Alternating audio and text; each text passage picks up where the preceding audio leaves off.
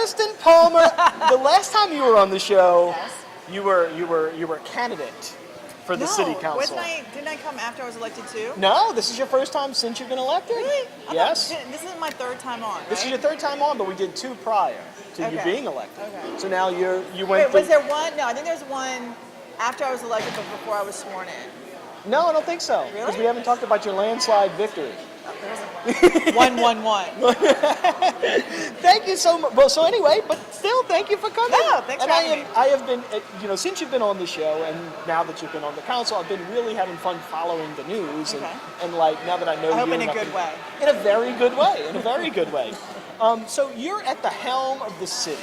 You're at the helm of the city now, right? I'm one of the helms of this city. Still, like, it's better than me. I mean, I'm just dodo, you know. Yeah, I wouldn't believe that. I wouldn't say that. But you got your pulse on the city, watching people come through here. Yeah, it's nice. I enjoy. It's a public market. It's fun. Yeah. But one of the things, if I were, and so when I was thinking about what I wanted to talk to you about, when you, I don't know how to craft this question, so y'all bear with me because it's going to take me a minute to get through it. You are trying to like really make the city a better place, and I'm trying to think like if I were like waking up as a council person or a mayor of the city or whatever, like what would I do? What would be my first thought? And for me, my first thought would be like we're the city that care forgot, but we're not. We're not, because somebody's going to argue with you about when you can eat a king cake, like to death. And so that's not care forgot. It's a cinnamon roll. You can eat a king cake whenever. I got to tell you, too, I think the biggest misnomer is that we're the Big Easy. Because I think it's really hard to live here sometimes. Yeah. And I say that with being a New Orleanian, with being raised here, and there's some things that we make it harder on ourselves. So the question is, and if you've never thought about this, that's fine, but like, how do we take like the stuff that people like care about? Right. And focus that on things like crime and education's a huge one. Right. Like business development, jobs. How do we take things that kind of don't matter, which like when you can eat king cake and kind of like that's fun and everything, but like how do we focus that energy? Like when you read stuff online, people are like, you know what I'm saying? Like, wouldn't that be kind of a good way to start? I don't know. What's your thoughts on that? Well, so I have probably a too long of an answer to that. Okay. I think the first time you serve, when you get into this position, and I never really planned on being in politics in my life plan, I came at it from the nonprofit world. And you realize how reactionary it is. Like when you're in a nonprofit, you have a mission, and your mission focus and was to improve the quality of life of elderly, disabled folks, through home repair. And that was our mission, and that's what we focused on. And it was very clear. And then when I get into office, you think, well, then your mission should be how do you improve the quality of life for everybody, right? But that mission is different for different people. Yeah, okay. Right? And so like you're saying, like everybody has these different things that they... Yeah. So then now I really am trying to focus on, how do you do the greatest good for the greatest number and still don't get too sidetracked with all these small issues that are coming. And they're not small. I mean, everybody has these issues. Yeah. But, when you're on the council, there's just so much getting thrown at you. And so what I really want to do is try to focus on the systems that have created a lot of these problems. Okay. So like for the short-term rental thing. Right. So like when we talk about, one thing I think we hear a lot about is the cost of living. Yeah. And how it's really, it's hard. Rents have gone up. Affordability in housing is difficult.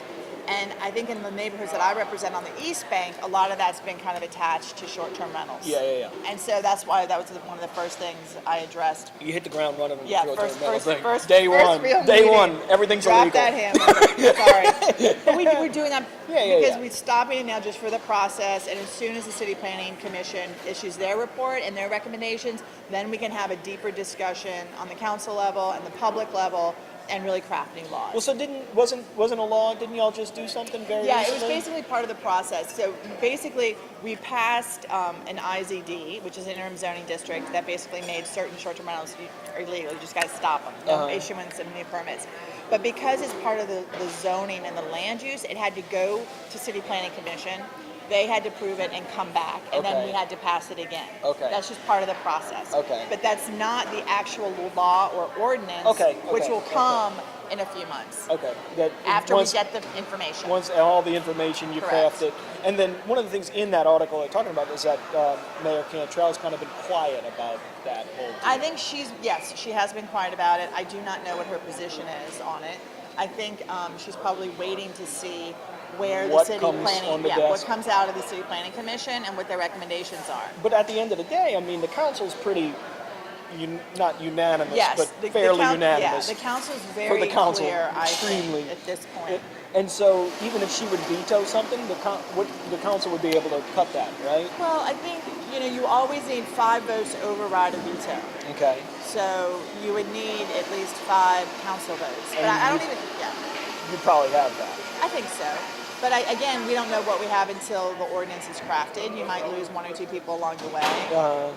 And then I hate talking about having to override a veto because I don't even know if that's in the cards right now. I think what really, once we see what type of ordinance we have, once we really take into consideration what the public wants moving forward, then we'll be able to make that determination. I do think we have some great opportunities with this short-term rental in terms of getting more affordable housing units online, especially like in the CBD. Right. When you see these whole buildings, one of the things we're talking about, you see these whole buildings that have turned into short-term rentals. Why not mandate, if you're going to do that, you have 20-30% that are set aside for workforce housing. Yeah, it makes sense.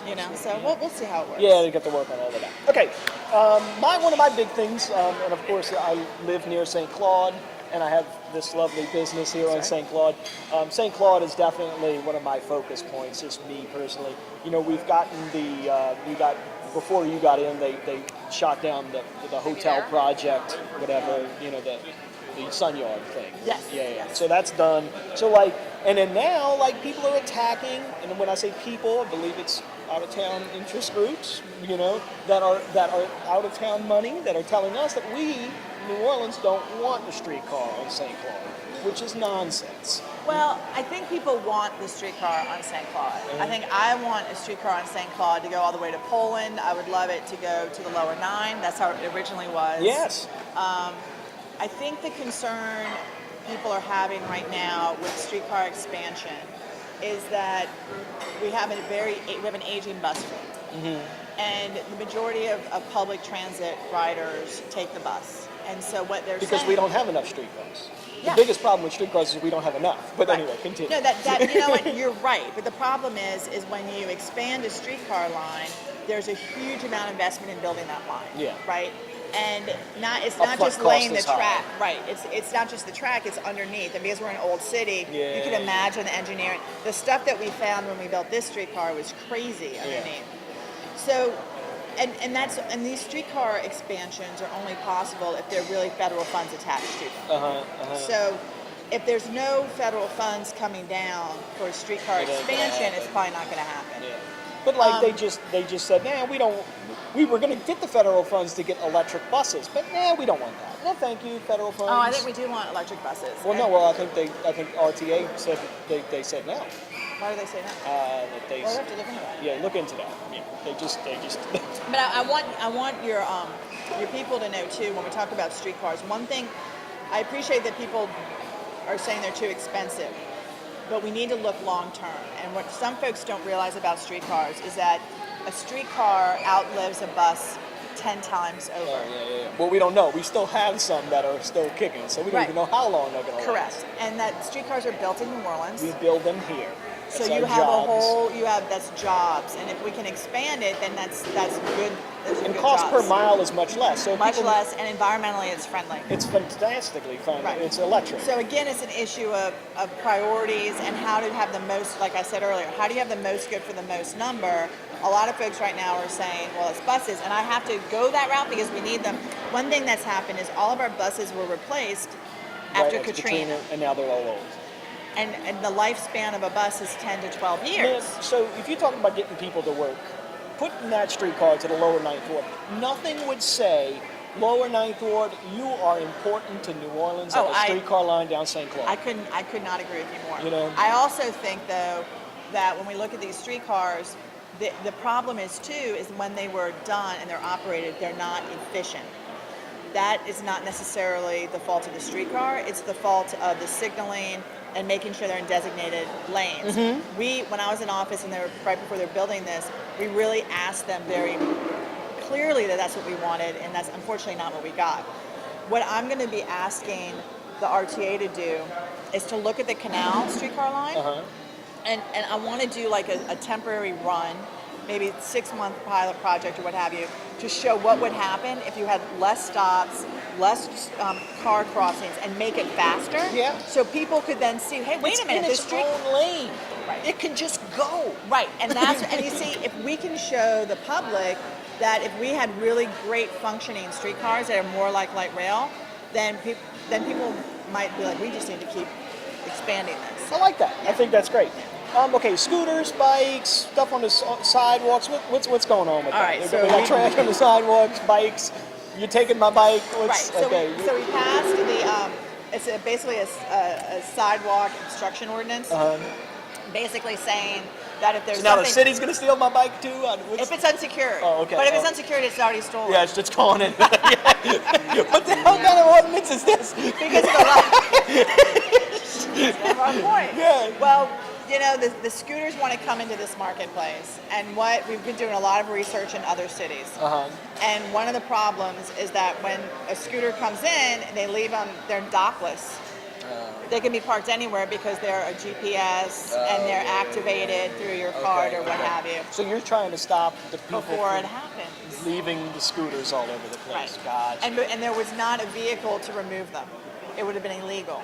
Now You can remove them. we can remove them. Good.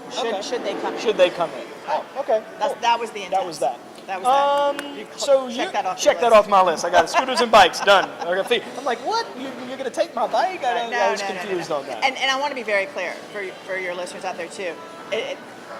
We are very, very cognizant that there are not enough bike parking opportunities, and we don't have the infrastructure we need. So we're working very closely to try to expand bike racks all over the city. Now, if there's a development project that comes to my office, we're mandating bike parking, like lots of it. Oh, that's like for great. instance, you'll appreciate this. We just approved.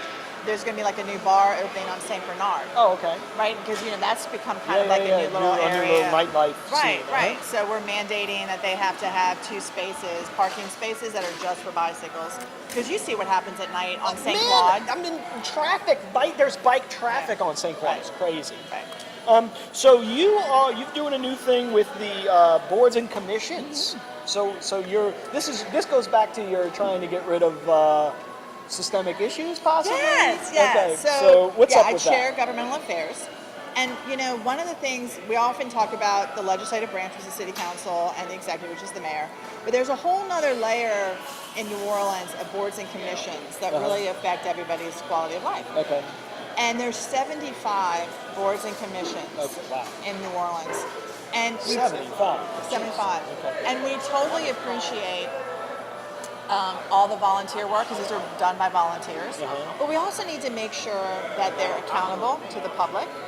And so what we're doing is we're analyzing each board and commission to ensure that their membership corresponds with the city charter dictates, that their terms are staggered. And yesterday we also put in an ordinance, and it was passed, that it was for first read, that they will have to submit their entire budgets during the budget season to the city council, so we can review them and the public can see them. Yeah, that's great. And then we're also asking for providing more attendance. transparency. And we're also much more transparency, and we're also asking for attendance records. We're mandating that every year, because one of the things too, and like the Historic District Landmarks Commission, that's a board and commission. Now, if you're renovating a house on the outside, and say you want to change something, and you have to go through the architectural review committee. If they don't meet, or if they don't have a quorum, your project is pushed back a month until they can get a quorum. And that can actually stall government, right? So we want to make sure that that everybody understands the importance. If you agree to this type of public service, that you show up and vote, so that it keeps business moving. The next big thing on your, I would imagine, on your agenda, budget's coming up. And that all kind of It all goes in with that? Yeah. what's the city budget look like, man? Because look, parking tickets, traffic cameras, the taxes on the hotel, occupancy taxes. How are we not rich? Okay, How are we not rich? So it's funny that you bring this up. So one of the things we're going to look at, well, I'm going to look at, when I left office, our revenue was approaching a $500 million, about a $500 million budget. Coming in. And going out. So our budget, Yeah. with the money coming in and the money going, it's around $500 million, and that does not include capital projects. That's just our operating. Okay. Now we're over $600 million. 600 million coming in. So So you mean to tell me when you were on the council just 4 years ago it was 5 and now it's 600? yes, and so I want the public to understand, this is what we're going to focus a lot on. We have $100 million more in revenue now than we did 4 years ago. So the question is, do we feel as a city that we're getting $100 million more revenue in services? Wait, 100 million or 600 million? 100 million more. 100 million more. Yeah, no, we're not. There's been that hole in St. Claude by the streetcar there for months. What is the deal with that? $100 million more in revenue. 100 million more in revenue. Wow. Right. Wow. Okay, well that's really interesting. So pay attention to the budget. I've been enjoying Pay following attention to the budget. Pay attention. It's gonna be But the long. budget's going to be real boring. It's gonna be boring. And we're all bored. We're real bored with the budget, with the state and everything. That really sucked up a lot of our energy. So budget, we shut off at So budget. this is what I say about the city and about anybody in municipal government and about budgets. So we all get tired of what we hear at the federal government and at the state government and back and forth, and they pass the buck. And then everybody likes to stand up and they say, we've cut this taxes, we've cut this, we've cut this. Well, it always ends up at municipal government. If you think about it, you can't kick the can any further down. Once you wind up here or here. This is it, yeah. And so when you look at the budget at the city government level, those are really things that are going to touch you and touch your life. Your office has been more helpful to me now that, like I said, I'm more like, now that I know you, I feel a little bit more like, hey, I'm going to send this email, bitching about, something that's going on. But being involved in the process with you Yes. has touched our lives much more than Okay. anything else. I'm glad. So I'm Glad to hear with that. you on that. Pay it like you're a attention. council person. Pay attention. Right. Like Right. follow you on Facebook, Instagram, Twitter, all that stuff. And we try you to do get- stuff. You do stuff all the time. You're out all over the place. So come to one of your events and if you've got We a do problem, coffees, quit bitching. we do things, and we also though on our Facebook and social media, we also put things out that are happening in the city that that other groups are doing. That's just as important too. So I really also recommend that if people want to get the word out for their events or if they're doing an effort, especially nonprofits in the district, we will push out your information, to our groups as well. I love it. Kristin, thank you so much for coming to have coffee with me. Thank you. This is so. You're a wealth of knowledge, and it's hard for me to absorb it all. I have to go back and watch the video to We'll catch do it again. We'll come back again. Yes, thank you so much, Kristin. The Yes, coffee's come delicious. soon. Thanks.